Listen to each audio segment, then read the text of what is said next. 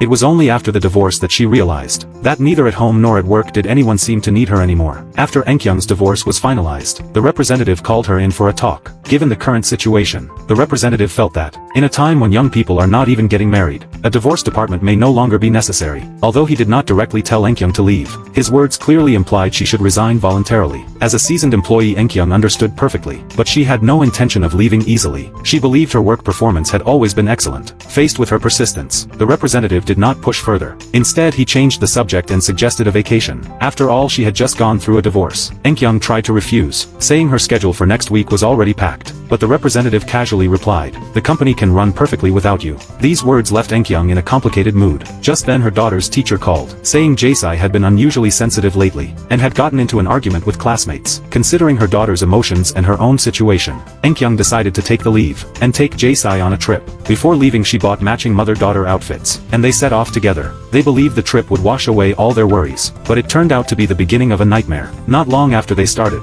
Jae's stomach illness flared up. Because Enkyung did not know her daughter often had indigestion, she had not prepared any medicine. When they set up the tent, other families were all groups of 3. Only Enkyung and Jae looked especially alone. While cooking instant noodles, Enkyung checked her phone for messages, but there was nothing at all. When the noodles were finally ready, Enkyung happily served a bowl to Jae, but the scallions in the bowl instantly reminded Jae of her father. In her heart, only her father knew she disliked scallions. While riding bicycles with her daughter, other fathers were taking photos of their wives and children below, while they were alone together. This contrast made their sadness even heavier. Their smiles slowly disappeared, replaced by deep silence. At night, after Jae fell asleep, Enkyung went outside the tent alone, and drank a beer. She checked her phone again, but there were still no messages. At that moment, Enkyung realized how arrogant she had been to think the company could not function without her. However, she did not know that the company was already in trouble during her leave. Many clients only wanted to work with her, and refused to deal with others. Yuri had taken on a new case, and had to handle it alone without Enkyung. Whenever she ran into problems, she could only consult Yujin.